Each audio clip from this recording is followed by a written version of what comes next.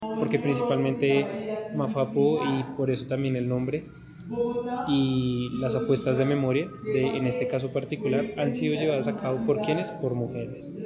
Porque, y tú ahora cuando me haces el ejemplo del hecho de tu ser madre, o sea, creo que como para no decir ninguna, pero si hay relaciones que logren llegar al nivel al que llega una relación como la de una madre con su hijo, si no es ninguna otra, muy pocas. O sea, esa relación que tiene una madre con su hijo es única. Entonces, estas mujeres desde más o menos el 2007, 2008, pues empezaron a encontrarse, empezaron a formalizar su proceso de búsqueda, a organizarse. ¿Por qué motivo? Porque a ellas les correspondió en muchos momentos hasta hoy en día cumplir lo que no ha cumplido muchas veces la justicia en Colombia, que es ser quien encuentre las pruebas, quien las controvierta, quien pueda encontrar los lugares en los cuales sus hijos han desaparecido.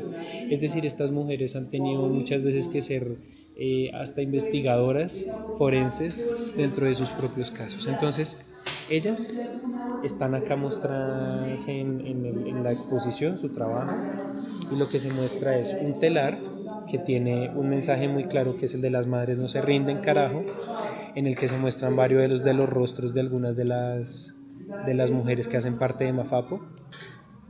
Acá tenemos a un costado otro telar que tiene el nombre de Mafapo, pero tiene una particularidad, y es que fue sacado de un hecho particular, que fue una manifestación que se hizo en Argentina, en el que las madres del Mafapo fueron a Argentina y estuvieron en una manifestación en conjunto con las madres de la Plaza de Mayo. Entonces este telar es bien bonito e importante porque logra reconocer que el trabajo de las madres buscadoras no es un trabajo solamente en Colombia, sino que es un trabajo que se ha hecho lastimosamente en toda Latinoamérica. ¿Sabes qué me interesaba cuando me estabas hablando de que una mamita estaba tratando de encontrarse con su hijo, ¿no? Y que hasta hace 2 años que estaba a sacar todavía. Era la última. Era la última. De Mafapo. ¿Y finalmente se logró? Entonces, si quieres te cuento esa historia. Entonces, yo conocí a la señora Doris hace 2 años. A ella. A ella. Y ella era la única madre de Mafapo a la que le faltaba tener los restos de su familia. Es que debe ser más brutal, ¿no? Es el desespero de cómo lo mataron. Exacto, y de si está vivo, ¿dónde de si está? no. ¿Está vivo? ¿Desapareció? No, creo que si no está, sigue habiendo como más zozobra y Exacto. Entonces, ¿cuál es la cuestión? Hace 2 años, ella, gracias a un proceso que se hizo en conjunto con la unidad de búsqueda, lograron encontrar en un cementerio en el Cesar los restos de su hijo. Su hijo se llamaba Oscar Morales Tejada, y entonces se ve niño. Sí, Oscar Morales era muy joven cuando fue desaparecido. Y entonces, ¿qué es lo que hace ella? Su proceso de memoria, que tiene que ver con zapaticos tejidos, es porque tú lo decías, uno recuerda claramente los zapaticos que uno le compraba a su bebé o que uno usaba cuando era bebé. ¿Qué hace doña Doris? Ella sigue manteniendo los zapatos que utilizaba Oscar cuando era un bebé, y entonces ella lo que hace es un proceso de memoria en el cual su búsqueda es lograr tejer. Ya esta cifra ha aumentado porque hasta hace poco también, por ejemplo, la Jurisdicción Especial para la Paz realizó una nueva investigación y sacó una nueva cifra del universo de personas que han sido víctimas de las ejecuciones extrajudiciales en Colombia. Hasta hace unos meses la cifra era 6.402 personas, que se convirtió en un símbolo para las madres, porque más allá del número, que igual lastimosamente pues esto es una cifra que ha llevado a que haya una confrontación política muy fuerte, a lo que nos tiene que llevar es a reflexionar en la magnitud de los crímenes que se han cometido en Colombia. Y por eso para ellas es tan importante esa cifra, porque muchas veces lo que se ha planteado desde el Estado, desde las instituciones, es estas eran unas manzanas podridas. eran solamente unos pocos agentes del Estado los cuales cometieron estos crímenes. ¿Sabes qué noto? Bueno, es que mirando yo digo, bueno, mi hermano fue soldado, ¿no? Y yo digo, listo, llaman a muchos jóvenes para proteger el gobierno, el Estado, las fuerzas militares, ¿no? Sí, es un Pero- trabajo de gran honor y es una responsabilidad gigante la que tienen, pero lastimosamente muchas veces, exacto, quienes O sea, también lo ponen se ven todo, ¿no? más Luchan afectados por son todo. ¿Quién les garantiza a ellos sus derechos, no? sus derechos. Ellos están allá protegiendo al país y ¿quién los protege a ellos? ¿Quién los cuida a ellos? Y independientemente de que ellos hayan o no hayan prestado un servicio militar, eran unos niños. Exactamente. Y ahora aún después de tanto daño ni siquiera hay una reparación, porque siguen poniendo excusas, ¿no? No conozco muy bien el contexto de la historia, se me hace muy interesante. Desde la empatía, es decir, bueno, ¿qué pasó con las mamás, no? Las mamás buscaron una forma de salir adelante, pero ¿y el Estado qué está haciendo para? Exactamente, ¿no? De acuerdo, porque en efecto, digamos, lo que hace doña Doris entonces es decir, como frente a esta cifra que lo que nos tiene que hablar es de una magnitud del crimen, lo que yo voy a hacer es tejer unos zapaticos como los que tú ves acá y entregarlos en diferentes lugares de Colombia. En honor a las víctimas caminamos, es lo que también dicen las madres de Mapapa. Y es como cruzar del norte al sur y del oriente al occidente Colombia Con los y el mundo zapaticos. con los zapaticos para hablar de su historia, para hablar de la magnitud de este crimen. De lo que pasa, ¿te puedo hacer una pregunta? Sí. ¿Tú crees que en Colombia las leyes de memoria de verdad garantizan que las cosas cambien en la realidad social o sientes que hace falta mucha garantía?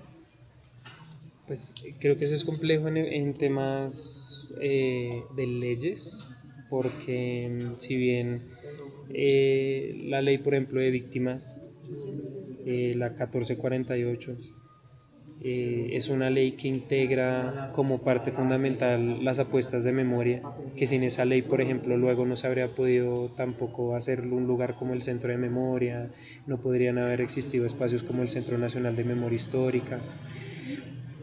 Creo que sí, algo que nos ha afectado y lo vimos hace unos años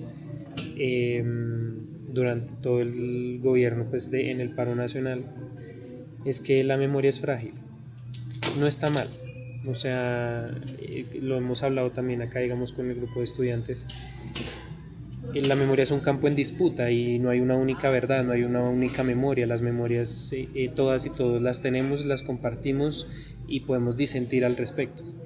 Pero cuando institucionalmente no se blinda los espacios de memoria y no se resguarda que quienes cuenten y quienes hablen de las memorias sean las personas de la sociedad civil, las organizaciones sociales, la memoria se ve muy frágil porque se convierte en un relato que puede ser manipulado y en un relato que puede ser manipulado ahora con un interés político, con un interés electoral, con un interés ideológico.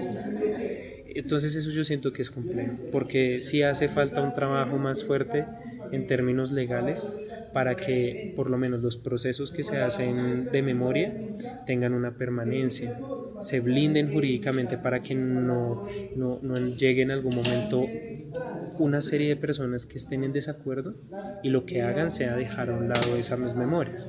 Es No, como desde quien cuenta la historia, ¿no?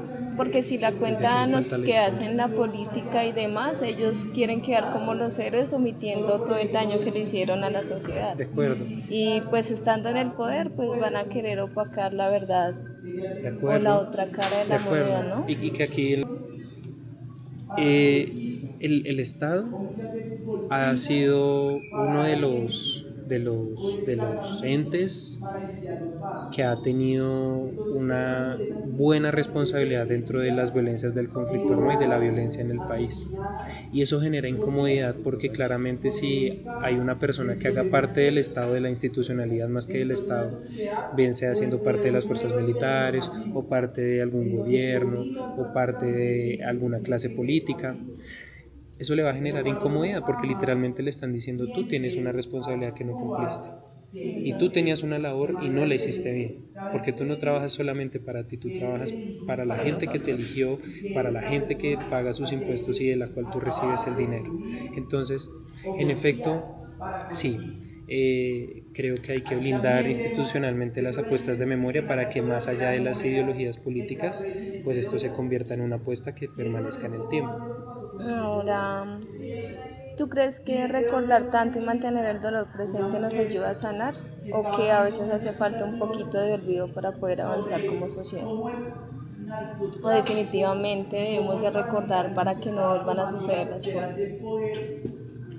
¿O en el recordar está la reparación también? Bueno, el olvido, la memoria es un acto individual también y uno no puede forzar a una persona a recordar primero y segundo a recordar de cierta manera lo que le sucedió, ¿cierto? O sea, es un acto individual y por lo tanto cada quien tiene el derecho de recordar lo que quiera recordar, más cuando se trata de un hecho doloroso. Yo no te puedo obligar a ti a recordar y tú digamos exacto, o sea, como conociendo más sobre la psicología, obligarle a una persona a que de alguna u otra manera como que haga cierto tipo de procesos no es algo positivo porque genera más secuelas, ¿sí? Entonces, ¿qué valor cumple la memoria y el olvido? Que los dos juegan un rol importantísimo para lograr sanar y reconciliar, desde lo individual hasta lo colectivo, pero el olvido desde una otra mirada y es el olvido activo. Todas y todos en algún momento hemos pasado por momentos difíciles. Los momentos difíciles, no obstante, no marcan quiénes somos, ni cómo actuamos en nuestro diario vivir por toda nuestra vida, sino que los momentos difíciles nos ayudan a transitar para mejorar, para ser mejores personas, para encontrar formas de transformar nuestra individualidad, también cómo compartimos con otros. Creo que esto lo podemos ver también en el marco de la guerra y de la violencia que ocurrió en nuestro país. Gracias, Andrés. No, con gusto, si quieres igual podemos sumarnos a lo que resta del recorrido. Claro que sí. ¿Por qué no están aquí los niños? Porque he estado yendo a los museos y ayer había muchísimos chicos de secundaria y de primaria en el Museo del Oro. ¿Y aquí dónde están?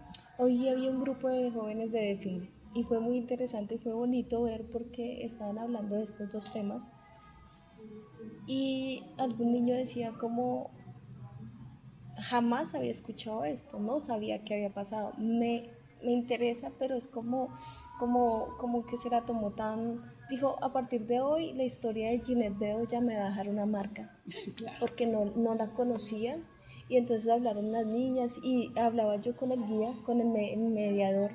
Entonces yo le decía que sería muy bonito que eso también enfocaran a niños de 10, 11 años, que digamos que toca buscar la forma de enseñarles, ¿no? Claro. Porque va a ser como un impacto. Por eso lo que te digo, esto lindo. Es parte de esa educación de la que yo te hablaba. ¿Cómo lograr la empatía? Pues demostrándola, ¿no?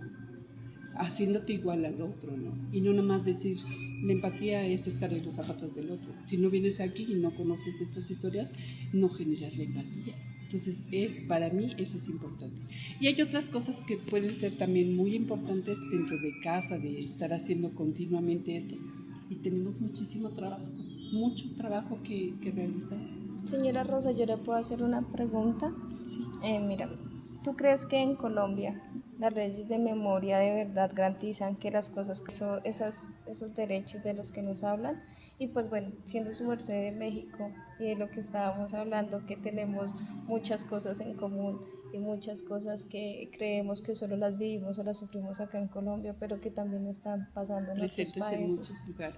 Nosotros vivimos todo lo de Chihuahua, las desaparecidas de Chihuahua, que ese fue un caso pues terrible porque Chihuahua es un estado fronterizo con Estados Unidos y entonces todos los grandes transnacionales ocuparon a las mujeres para hacer la maquila. Ahí no entraban hombres. Discúlpeme. Maquila, hacer la ropa. Las mujeres en las máquinas de coser, el armado de las ropas. Entonces, pues a estas mujeres porque eran abusadas, porque se les pagaba menos salario, porque eran jornadas muy grandes, todo esto, ¿no? Pero a los hombres se les empezó a desplazar también debido al narcotráfico. Y entonces todos ellos hubo pues mucha violencia de género precisamente. Eso lo provocó todo el neoliberalismo de la época, ¿me entiendes? Entonces muchos hombres que se fueron a estas partes fueron muy violentos con ellas porque había ese resentimiento de a ellas tuvieron esa oportunidad en las fábricas, que no era oportunidad, o sea, eran terribles explotaciones, ¿me entiendes? Y pues hasta ahora con esta presidenta pues ya tenemos otra mirada, ¿no? Ella ha ido a resarcir, a poner sobre todo mejorar las horas laborales, dar más garantías sociales, poner los kinder, pues eso nos ha marcado mucho, ¿no? En todas estas cosas. Y por los lados indígenas, al igual del basurero, me impresionó mucho porque nosotros tenemos esos problemas de rellenos sanitarios en donde pues los niños nacen con muchas deformaciones, se ha informado al sector salud y todo esto y lo aplazan y lo aplazan y lo aplazan y llegan y no se van con la comunidad. No lo ven como una problemática, claro, porque como no les está afectando directamente, claro, a ellos. Y entonces la comunidad es la que hace y la que mueve todo. Entonces yo creo que, por eso te digo, institucionalmente creo que estos espacios pues están auspiciados por el gobierno, ¿no? Pero es nuestra labor que esto sea vivo, que este sea nuestro espacio. A mí me dicen, ¿y por qué vas a ir? O sea, habrá otros gustos en Colombia como para ¿no? Pero a mí me parece importante venir a visitar acá. El Centro de Memoria, nuestra historia, la verdad. ¿Su merced cree que recordar tanto y mantener el dolor presente nos ayuda a sanar o que a veces hace falta un poquito de olvido para poder avanzar como sociedad? Somos de México, honramos la muerte. No puedes olvidar. Yo pienso que no debes olvidar. Eso nos hace, ¿cierto? Y nos da las herramientas para seguir teniendo la resiliencia de avanzar. Yo creo que a nosotras esta parte de hacer las ofrendas, lo único que te da es esa certeza de que ahí está nuestra inmortalidad. Esa preservación de los nuestros es por el no olvido. Las cosas que también te ayudan a entender mucho el sentido de la vida es que siempre es incierta.